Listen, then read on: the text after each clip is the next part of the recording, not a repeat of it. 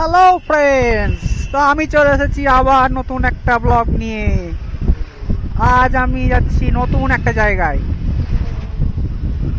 তো আমি এখন NH-12 ধরে চলেছি। সামনে আবার আসতে চলেছে আমাদের রামেন্দ্র সুন্দর ত্রিবেদী ব্রিজ, যেটা ক্রস করে আমাকে চলে যেতে হবে আজকের নতুন জায়গায়। এই জায়গাটিতে আমি আগে গিয়েছি, কিন্তু ব্লগ করছি আজকে প্রথম। নতুন ব্লগার, সবই নতুনই হবে অ্যাজ ইউজুয়াল। এই দেখো সামনে আবার সেই কৃষ্ণচূড়া গাছ, যেটা আমাকে সব সময় আকর্ষিত করে। আজকের ওয়েদারটা মোটামুটি ঠিকই আছে, খুব একটা খারাপ নেই। রোদের তেজ থাকলেও সেই সঙ্গে বাতাসটাও আছে, তার জন্য খুব একটা অসুবিধা আজকে হবে না। আজকের যে ব্লগটা আমি করছি, এটা করার কথা ছিল গতকাল। জয় মা গঙ্গা, জয় মা গঙ্গা। আমাদের গঙ্গা বয়ে চলেছে আমাদের রামেন্দ্র সুন্দর ত্রিবেদী ব্রিজের নিচ দিয়ে। তো এই ব্লগটা আসার কথা ছিল গতকাল, কিন্তু গতকাল আমার একটা কাজ ছিল। কাজটা হচ্ছে আমার এই যে আমার বাহন, আমার স্কুটি। তো স্কুটির একটা টায়ার ফেটে গিয়েছিল, অনেক দিন ধরেই ফাটাটা ছিল, মানে ক্র্যাক টাইপের ছিল একটা। তো অনেক দিন ধরে আমি এটা চেঞ্জ করবো ভাবছিলাম। টায়ারটা কেনা হয়ে গেছিলো আগে, কিন্তু কালকে ভাবলাম যে করেই নি, কারণ এরপরে আবার নতুন নতুন জায়গায় কখন যাব, সময় পাবো কি পাবো না, তার থেকে আগে আগে করে নেওয়াই ভালো। তার জন্য করে নিয়েছিলাম কালকে, তার জন্যই আসা হয়নি। কারণ আগে হচ্ছে সেফটি, টায়ারটা ভালো থাকলে আমাকে সব জায়গাতে আমাকে নিয়ে যাবে এই গাড়ি। কিন্তু টায়ারই যদি খারাপ থাকে তাহলে তো নিজেই চলতে পারবে না, সেখানে আমাকে কি করে নিয়ে যাবে, তাই না? তার জন্য ওটা হচ্ছে ম্যান্ডেটরি। ব্লগ তো হতেই থাকবে, কিন্তু আগে আমার যে বাহন, তাকে তো আগে আমাকে সুস্থ রাখতে হবে। সেই যদি অসুস্থ হয়ে পড়ে তাহলে কি করে হবে, তাই না? তো আমি NH-12 ধরে চলছি, কিন্তু এবার আমি NH-12 ছেড়ে বাঁ দিকে ঢুকে যাব আজকের আমার নতুন গন্তব্যে। এটা যে মোড়টা আমি ক্রস করলাম, এটাকে বলে উত্তরপাড়ার মোড়।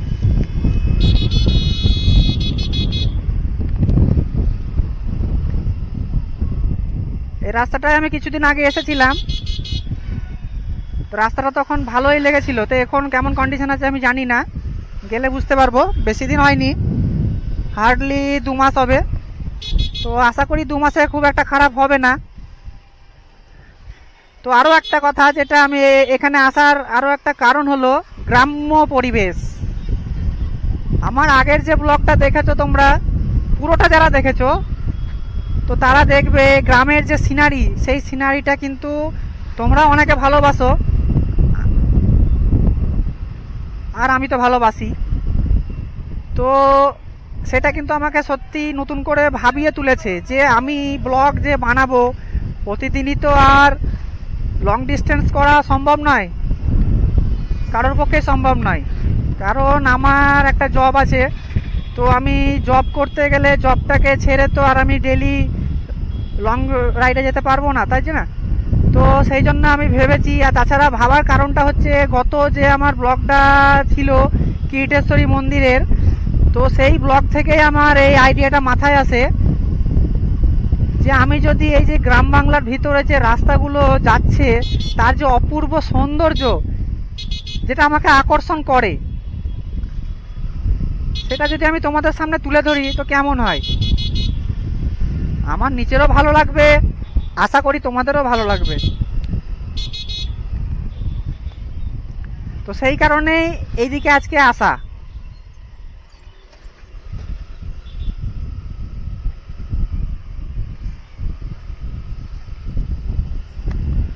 তো সামনে একটা মন্দির আসতে চলেছে, এখানকার একটা আমাদের মানে অন্যতম আর একটা পীঠস্থান বসন্ততলা।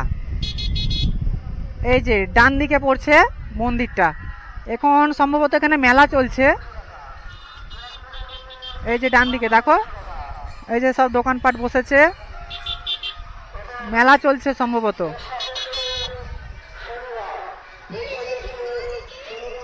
দেখো কি বড় বট গাছ, দারুণ বিশাল বড় বট গাছ, আর তার নিচে মন্দির। সেই মন্দিরে চলছে এই মেলা। তো এটা আমাদের অন্যতম একটা পীঠস্থান বলতে পারো, বসন্ততলা, আমাদের মুর্শিদাবাদ জেলা এরকম অনেক আছে। তো আমার যেটা চিন্তাধারা আমি করেছি যে আমাদের মুর্শিদাবাদ জেলাতেই যত জায়গা আছে, বিভিন্ন মন্দির বলো, পীঠস্থান বলো, এছাড়া এবং বিভিন্ন দর্শনীয় স্থান আমাদের যেগুলো আছে, সেগুলোকেই যদি আমি প্রথমে তুলে ধরি তাহলে জিনিসটা ভালোই হবে। তো সেই কারণে আজকে আমার এটা আসা। এরপরে আমি কোথায় যাব এখনো ভাবিনি, তবে এইটা আমার যেদিন আমি কীটেশ্বরী মন্দির দর্শন করে এসেছিলাম সেই দিনই আমার মাথায় চিন্তাটা আসে যে আমি যে আমাদের এই যে গ্রাম বাংলার, এই দেখো আবার বাঁদিকে কৃষ্ণচূড়া গাছ, অনেক গাছ পড়বে, এরকম গাছ অনেক পড়বে, অনেক সৌন্দর্য, প্রাকৃতিক সৌন্দর্য আজকে ক্যামেরা আমি বন্দি করব এবং সেগুলো আমি তোমাদের সামনে তুলে ধরবো। তো আমি যেখানে যাচ্ছি সেখানটা বহরমপুর থেকে, মানে আমার বাড়ি থেকে ডিস্টেন্স দেখাচ্ছিল 26 কি 28 কিলোমিটার মতো। তো ওখান দিয়ে একটা নদী বয়ে চলেছে, যেটা আমরা ভূগোলে পড়েছিলাম, কিন্তু আমার জানা ছিল না বা মাথাতেও ছিল না যে সেই নদীটা যে আমি দেখে গেছি যে এইটাই সেই নদী। আমি ম্যাপ দেখতে গিয়ে আমার দুদিন আগেই সেটা মাথায় আসে।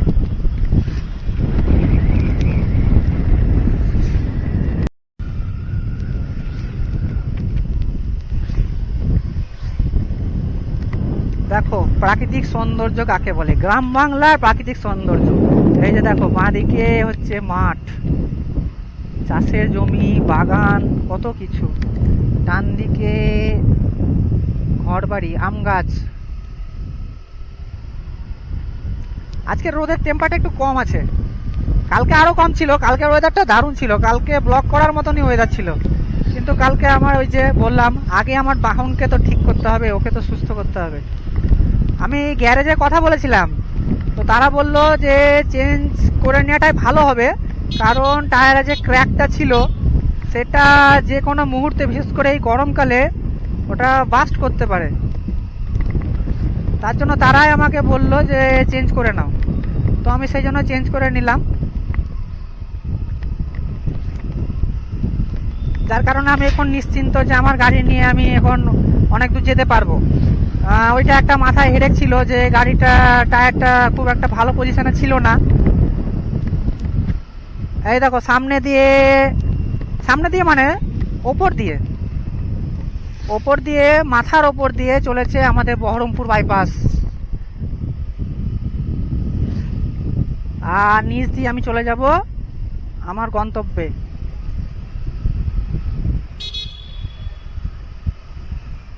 এই টানেলের নিচে আসলে হর্ন বাজাতে ইচ্ছা করে, অনেকেরই করে। হ্যাঁ, তো বাড়ি থেকে ডিস্টেন্স দেখা ছিল 26 থেকে 28 কিলোমিটার, মোটামুটি 1 ঘন্টা যেতে সময় লাগবে, আবার বাড়ি ফিরতে 1 ঘন্টা। তো এখন ঘড়িতে বাজছে 11টা 58, মানে 12টায়। তো আশা করি 1:30টার মধ্যে বাড়ি ঢুকে যাব, আশা করি 1:30টার মধ্যে ঢুকে গেলেই হয়ে যাবে, ঠিক টাইম হবে আমার। সকালে আসবো ভাবি, কিন্তু সকালটাই হয় না।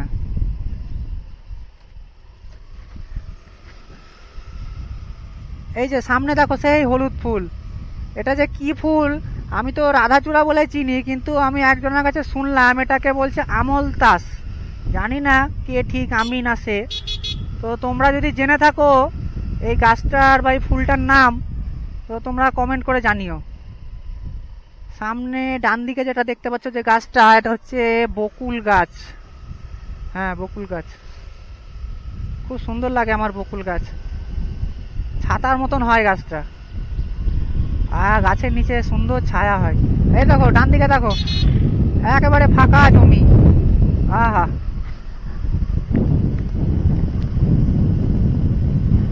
এই জন্যই তো কবি জীবনানন্দ দাশ বলেছিলেন, বাংলার মুখ আমি দেখিয়াছি। সত্যিই তাই, এই বাংলার যে অপরূপ সৌন্দর্য, অসাধারণ। আমি আগেও এসেছি, আমি জানি এরকম একটা ভিউ আমি পাবো, তার জন্য কিন্তু আজকে আসা। তো এইটা আমি জেনে শুনে আসছি। এর আগে যেটা গিয়েছিলাম আমি কীটেশ্বরী, সেটা আমি কিন্তু অনেকটা না জেনে গিয়েছিলাম, যেহেতু আমি কীটেশ্বরী আগে আমার যাওয়া হয়নি। তো তবুও আমি যথেষ্ট সুন্দর সুন্দর দৃশ্য আমি ক্যাপচার করতে পেরেছিলাম ক্যামেরাতে। তো আজকেও পাবো বলে আমি আশাবাদী। দেখো, দারুণ, খুব সুন্দর। তো আজকের যে ভিডিওটা আমি যাওয়ার পথেই করব, ব্যাক করার পথে কিন্তু আমি আর ভিডিও করব না, যেহেতু এই রাস্তাতেই আমি আবার ব্যাক করব, তাই একই ভিডিও বারবার তুলে ধরার কোনো মানে হয় না।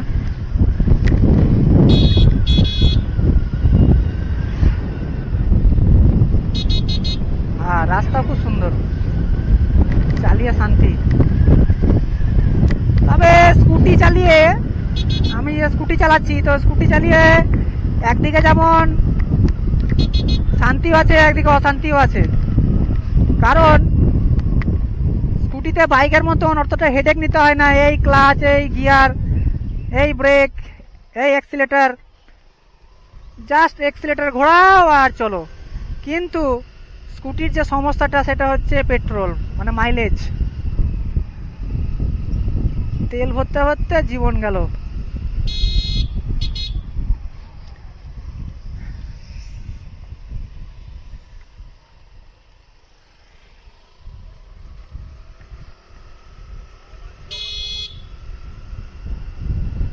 তো এই জায়গাটায় মনে হয় বলে জগন্নাথপুর, এই জায়গাটা জগন্নাথপুর বলছে হয়তো, আমি নামটা ঠিক বলতে পারছি না। জগন্নাথপুরই হবে, কোথাও লেখা নাই, জগন্নাথপুরই হবে।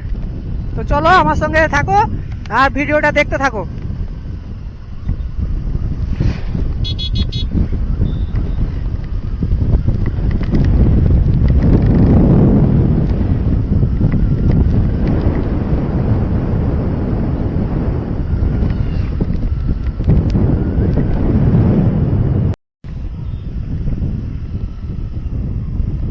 রাস্তার টার্নিং গুলো এত সুন্দর লাগছে না, গাছের নিচ দিয়ে রাস্তাটা চলে যাচ্ছে এঁকে বেঁকে, দারুণ।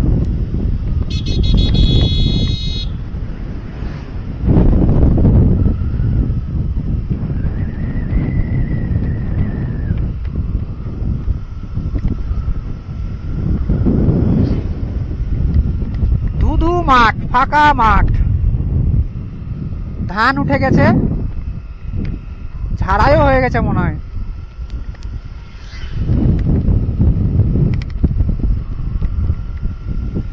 এদিকেও দেখো, এদিকেও ফাঁকা মাঠ, তাল গাছ, কত তাল গাছ, তালের সিজন আসছে এখন।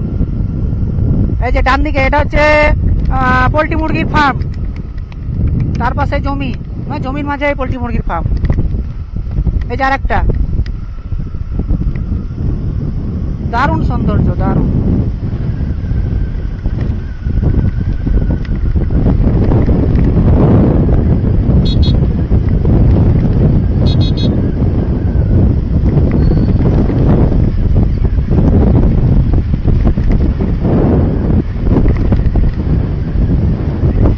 সোজা রাস্তা চলে গেছে, দেখো কি সুন্দর লাগছে দেখতে।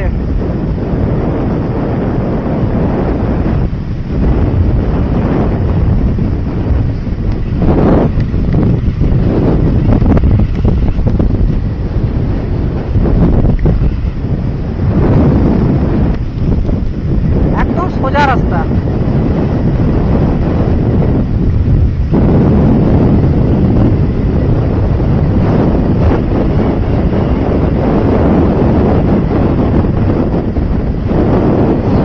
এবং ফাঁকা রাস্তা, অনেক দূর দূর পর্যন্ত দেখতে পাওয়া যাচ্ছে। ক্যামেরায় হয়তো আসবে না, কিন্তু আমি খালি চোখে দেখতে পাচ্ছি অনেক দূর দূর পর্যন্ত রাস্তা। রাস্তার কন্ডিশন সত্যি খুব সুন্দর। আর দেখো দিকে ফাঁকা মাঠ, সব ধান কেটে রাখা আছে। হেলমেটটা নেমে যাচ্ছে কেন? আমি যে দিকটা যাব, আমি কিন্তু একবারই গেছি, তো আমাকে একবার ম্যাপ দেখতে হবেই, তা নাহলে আমি বুঝতে পারবো না। জায়গাটা পেরিয়ে যখন চলে যাব, যে আমার টার্নিং পয়েন্ট আসবে, তখন সেটা আমি বুঝতে না পেরে হয়তো চলে যাবো ক্রস করে। তার জন্য আমাকে একবার ম্যাপ দেখতে হবে।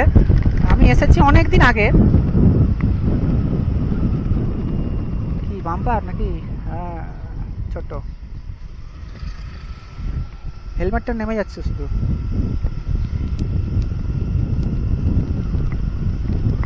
বাস আসছে।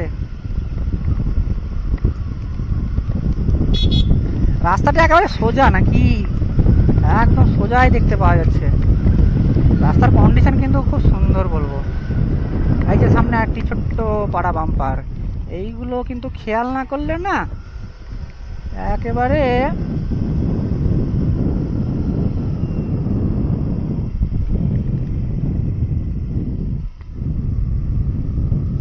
এইসব জায়গায় শীতকালে পিকনিক করতে যা মজা লাগবে না, দারুণ জায়গা। পিকনিক স্পট এগুলো, এগুলো হচ্ছে গ্রাম বাংলার পিকনিক স্পট, এগুলো শহরের নয়, এগুলো গ্রাম বাংলার পিকনিক স্পট। দারুণ, খুব সুন্দর। এগুলোর জন্য কোনো পয়সা লাগে না কিন্তু এই স্পট ভাড়া করতে গেলে। জল পড়ে যাচ্ছে ট্যাঙ্কি থেকে। ডান দিকে অনেকটা পাড়া বা বসতি দেখা যাচ্ছে। তো আমি হয়তো লোকালয়ের মধ্যে এবার ঢুকে গেলাম। তখন ফাঁকা মাঠের মধ্যে দিয়ে চলেছিল রাস্তাটা। এখানে বলছে চাঁদপাড়া কত রে, রামনগর ঘাট 30 কিলোমিটার। তো এই সোজা রামনগর ঘাট যায় এটা। এই সোজা এই রাস্তাটা একেবারে রামনগর ঘাট পর্যন্ত চলে যাচ্ছে, যেটা তোমার রামনগর ঘাট পেরিয়ে পলাশিতে উঠছে। পলাশি ওটা। আস্তে, টার্নিংটা কোথায় এখানে আবার একটু দেখে নি, বুঝলা?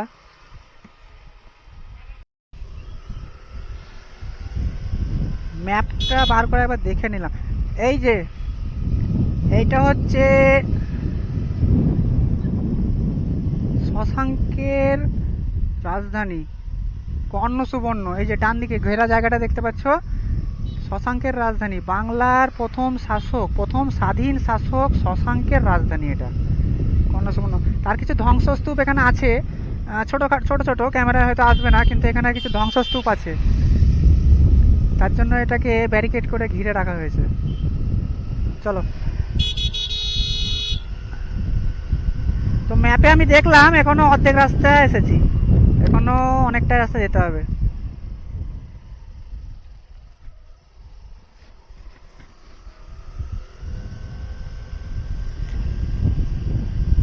কি রাস্তা এসব, পুরো মাখনের মতো। মাঝে মধ্যে একটু বাম্পার আছে, সে ঠিক আছে, তো রাস্তা কন্ডিশন হেভি। রাস্তা কন্ডিশন থাকলে না গাড়ি চালিয়ে শান্তি, তা নয় তো আগের দিনের মতন বাপরে বাপ কীটেশ্বরী যেতে অবস্থা খারাপ হয়ে গেছিল। ডান দিকে আবার কিসের মেলা, মেলা বসছে না উঠছে? একটা নাগরদোল্লা আছে, একটা ডিস্কো আছে, বাস। কিসের মেলা কে জানে। তো কেন রাস্তা ভালো থাকলে কি হয়, যে টাইমটা আমরা ভাবি যে এই টাইমের মধ্যে আমরা গিয়ে আবার ফিরে আসতে পারবো, অনেকটা সেটা সম্ভব হয়। আর রাস্তার কন্ডিশন খারাপ থাকলে তাহলে আর টাইমের কোনো হিসাব থাকে না, কখন পৌঁছাবো কখন বাড়ি ফিরবো বলা খুব কঠিন। সামনে আরেকটি বাম্পার।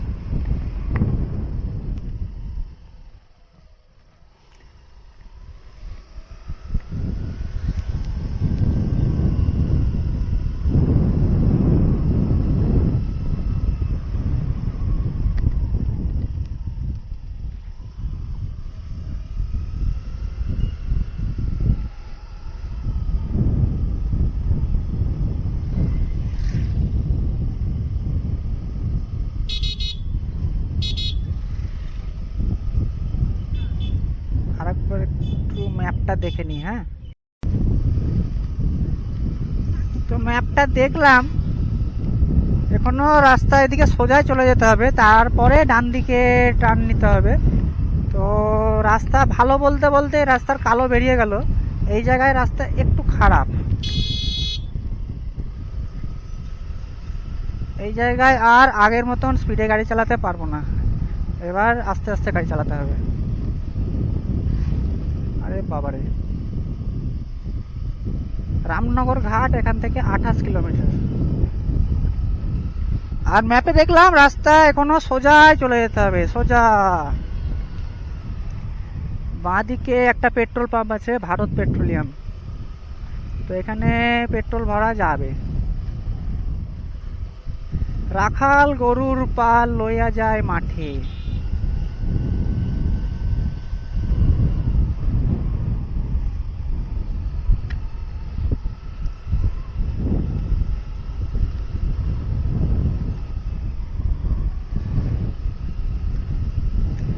তোমাদের কাছে আগেও রিকোয়েস্ট করেছিলাম, কিন্তু কেন জানি না রিকোয়েস্টের সাড়া সেরকম আমি পাচ্ছি না।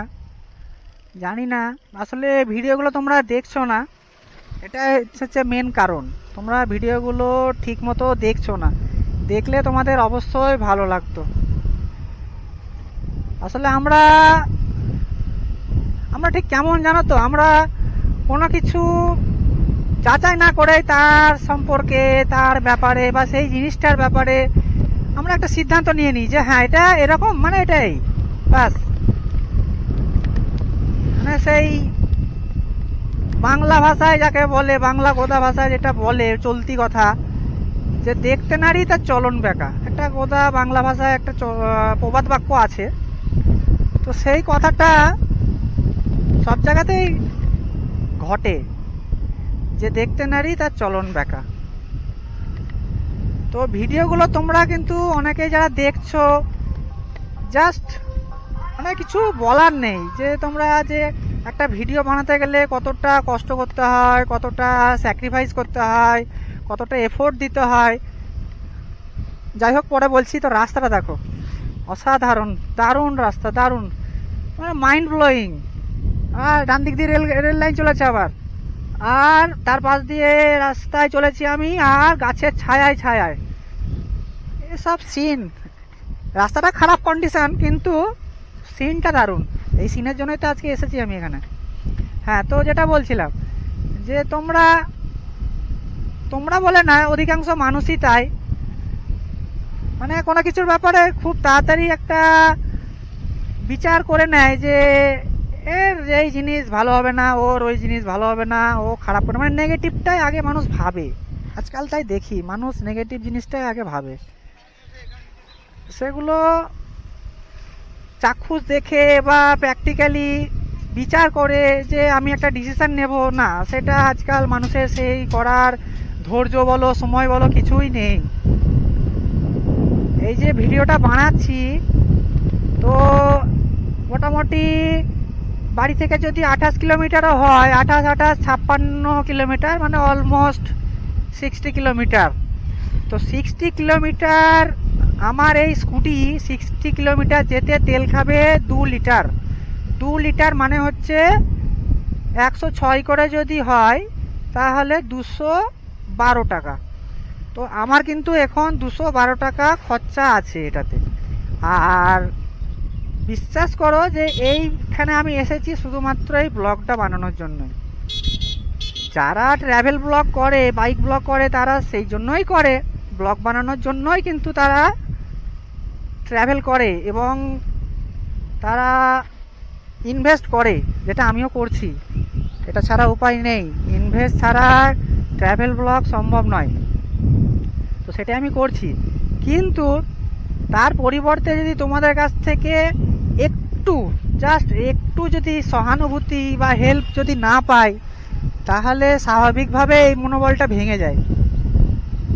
তোমরা ভিডিওগুলো যদি দেখো, আমি বলছি আমার মন বলছে তোমাদের অবশ্যই ভালো লাগবে, কিন্তু তোমরা জাস্ট 1 মিনিট 2 মিনিট সি করেই বাদ। আর তার জন্যই ভালো লাগছে না ভিডিওগুলো, আসলে না দেখলে যা হয়। আর একটা মানুষ তো ঘুরতে ভালোবাসে, তাই না? ঘুরতে ভালোবাসে না এমন মানুষ খুব কমই আছে। তো বাড়িতে বসেও তো এইভাবে ঘোরা যায়। আমি তো অনেকেরই ব্লগ দেখি, এই যে যেমন লাদাখের বিউটি সিনগুলো আমি যখন দেখি, তো আমার মনে হয় যেন আমিও সেখানে চলে গেছি, কিন্তু আমি তো যেতে পারিনি। যারা ব্লগ করে তাদের দেখেই মনে আমি একটা স্যাটিসফাইড হই যে যে না, এখানকার রাস্তা এরকম, এখানে গেলে এরকম প্রিপারেশন নিতে হয়, এখানের এই সৌন্দর্য, এই বিউটি। তো এগুলো ভাববার ব্যাপার আছে। রাস্তা বিশাল টার্নিং, সামনে একটা বড় লরি, এটাতে পারবো কি? সুযোগ পেলে তো পার করবোই, কিন্তু টার্নিংটা তো একেবারে মনে হচ্ছে 360 ডিগ্রি মনে হচ্ছে এবারে টার্নিংটা। আশ্চর্য ব্যাপার তো, টার্নিং নিয়েই যাচ্ছে, টার্নিংই শেষ হচ্ছে না।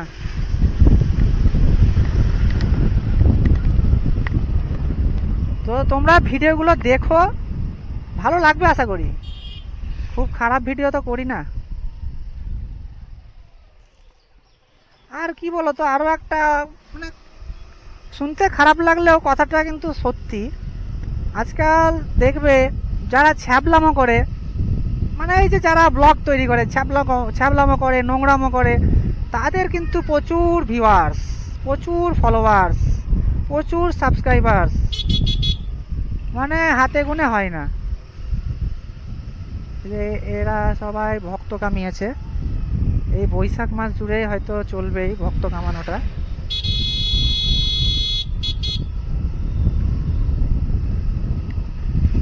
তো আমি এই যে আজকে 212 টাকা খরচা করছি, দেখো প্রত্যেক মানুষই কিন্তু ইনভেস্ট করে লাভের আশায়। তো আমারও এখানে একটা লাভের আশা অবশ্যই আমি করব, কিন্তু সেখানে তোমরা যদি নিরাশ করে দাও তো সেটা খারাপ লাগে, জাস্ট খারাপ লাগে। আর যেটা বলছিলাম যে ছ্যাবলামো বা নোংরামো ভিডিও, এসব কিছু আমার দ্বারা সম্ভব নয়, আমি করতে পারবো না, কেউ বললেও পারবো না, আমি তো নিজে করবোই না, কারণ ওসব আমার দ্বারা হবে না। তো আমি এইরকম যেটা আমি পারবো, যেটা ভদ্রতার মধ্যে দিয়ে মান সম্মান বজায় রেখে যেটা সম্ভব, আমি সেটাই করব, সেটাই তুলে ধরবো তোমাদের সামনে। তারপরে যদি না হয় তখন কি কি আর করা যাবে, কিছু করার নাই।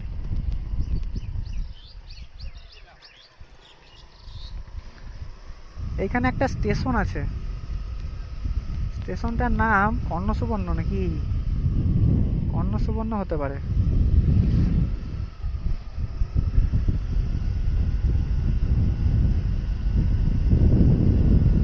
এটা হচ্ছে কাঠালিয়া, ও কাঠালিয়া, কাঠালিয়া স্টেশন, এটা কাঠালিয়া রোড কি এরকম যাই হোক নাম আছে একটা, ওই স্টেশন ওটা ডান দিকেই আছে।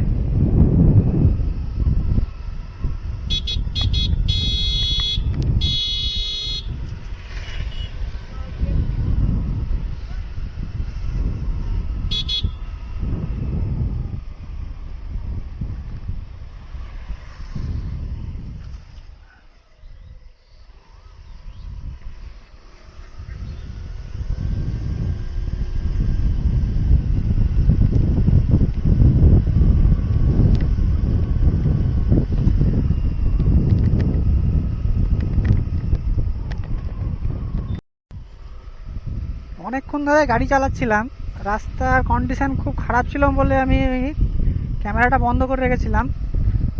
তো সামনে দেখো একটি রেল লাইন চলে গেছে, তো রেল লাইনের নিচ দিয়ে আন্ডারপাস আছে, তো এই আন্ডারপাস দিয়ে যেতে হবে। আর ম্যাপেও দেখলাম আমি কিছুক্ষণ দাঁড়িয়ে, তো সেখানে কিছুটা সময় লাগলো, অনেকদিন আগে এসেছি তো তো বুঝতে পারছিলাম না। তো যাই হোক ম্যাপ দেখে এবার চলে এসেছি, আন্ডারপাসটা ক্রস করে চলে যেতে হবে এই রাস্তা ধরে। এই যে রাস্তাটা যাচ্ছে এ কিন্তু যে সে রাস্তা নয়, এদিকে হচ্ছে চৌড়িগাছা রেল স্টেশন, চৌড়িগাছা রেল স্টেশন, এই যে সামনে দেখো বট গাছের নিচে দুজন বসে বিশ্রাম করছে।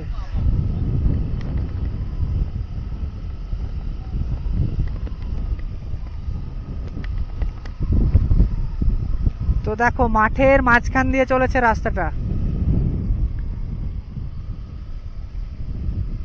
দেখো এই রোদের মধ্যেও মাথায় বোঝা নিয়ে চলেছে।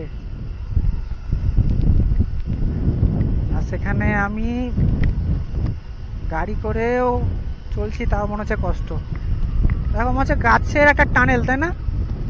মনে হচ্ছে গাছের টানেল, টানেলের নিচ দিয়ে রাস্তাটা চলেছে। তো এই যে এইখানে আমি যখন এসেছিলাম এর আগে, অনেক বছর আগে এসেছিলাম, তো তখন আমি শুনতে পাই যে এই যে রাস্তাটা যাচ্ছে বা এই যে দুই দিকে যে মাঠটা দেখছো,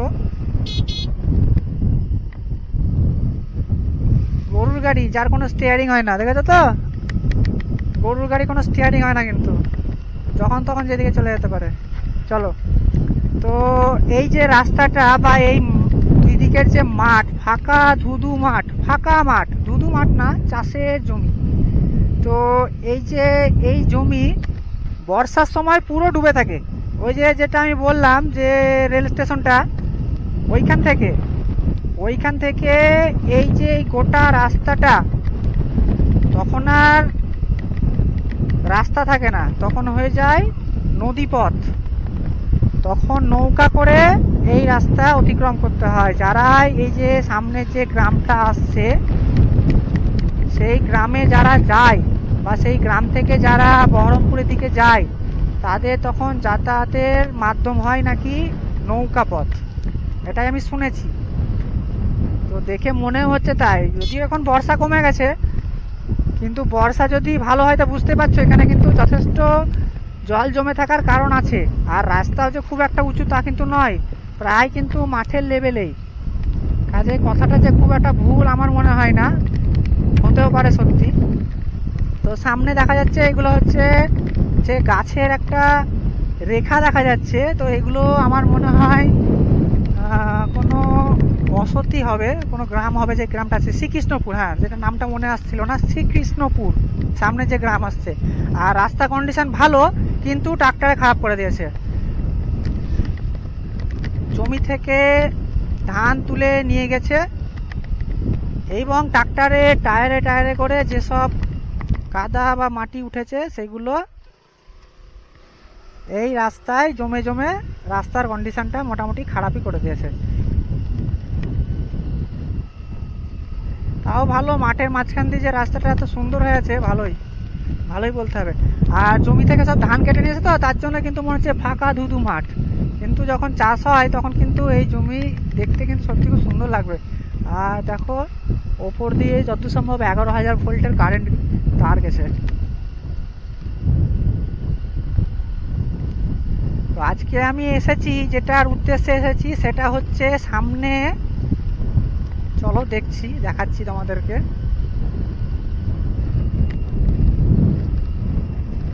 আরে বাপরে, এই যে ডান দিকে যে রাস্তাটা চলে যাচ্ছে না, এই রাস্তাটা আবার যাওয়া যাবে, তো আমি যাব না। যাওয়া যাবে, আমি ম্যাপে দেখেছি যাওয়া যাবে, তো যাই হোক আমি এখন যাব না। তো সামনে যে দেখাতে এসেছি, এই দেখো, এই যে এই যে ব্রিজটা দেখতে পাচ্ছ, এই যে এই ব্রিজ। আর এই ব্রিজের নিচ দিয়ে কি যাচ্ছে জানো, এটা কি নদী? এটাকে বলছে ময়ূরাক্ষী নদী। আশ্চর্য, জাস্ট আশ্চর্য।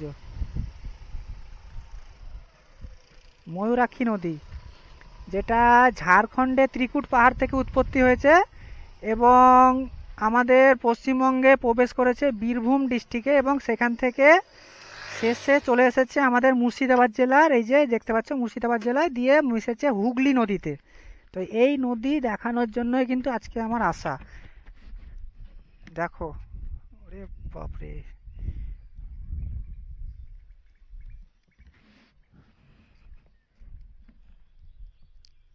নৌকা লেগে আছে ময়ূরাক্ষী নদীতে, দারুণ। এই সিনারির জন্য আজকে আমি কিন্তু এখানে এসেছি।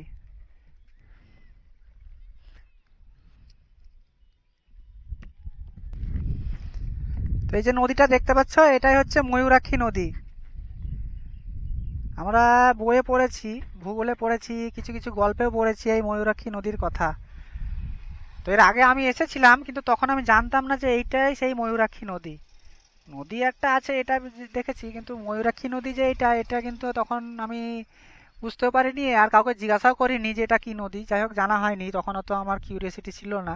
তো এই নদীর ওপরেই যে এই ব্রিজটা, এই ব্রিজ থেকে এই ব্রিজ থেকে যে মাঠটা যাচ্ছে, যেটা দিয়ে এলাম আমি, ওই মাঠটা পুরো জলে ডুবে থাকে। দেখতে পাচ্ছ ব্রিজ থেকে কিন্তু মাঠটা অনেক নিচুতে, ক্যামেরাতে কতটা আসছে ঠিক জানি না, কিন্তু এটা পুরো জলে ডুবে থাকে। এই যে এই ব্রিজ থেকে নাকি নৌকা ছাড়ে এবং একেবারে পৌঁছায় তোমার ওই যে যে স্টেশনটা দেখালাম ওইখানে ওঠে নৌকা করে, একদম নৌকা করে যেতে হয়। আর স্বাভাবিক, এটা যেহেতু নদী, হতেও পারে, না হওয়ার কিছু নাই। যে বলেছিল আশা করি খুব একটা ভুল কথা বলেনি। তো আজকে এইটার জন্যই আসা। তো আমি আজকের ব্লগ আমি এখানে শেষ করব। যাওয়ার পথে আমি কোনো আর ভিডিও করব না, একদম সোজা বাড়ি চলে যাব। আর তোমরা প্লিজ ভিডিওগুলোকে দেখো, কমপ্লিট দেখো, এবং চ্যানেলটাকে সাবস্ক্রাইব করো, ফ্যামিলির সঙ্গে শেয়ার করো, কারণ তবেই আমার চ্যানেলটি গ্রো করবে। তোমাদের কাছে আমি সবসময় রিকোয়েস্ট করি, তো এবারও তাই। তো থাকো আমার চ্যানেলের সঙ্গে এবং আমার চ্যানেলের পাশে থাকো। ঠিক আছে, তোমাদের সঙ্গে তাহলে নেক্সট কোনো একটা ব্লগ নিয়ে আবার দেখা হবে। Good bye.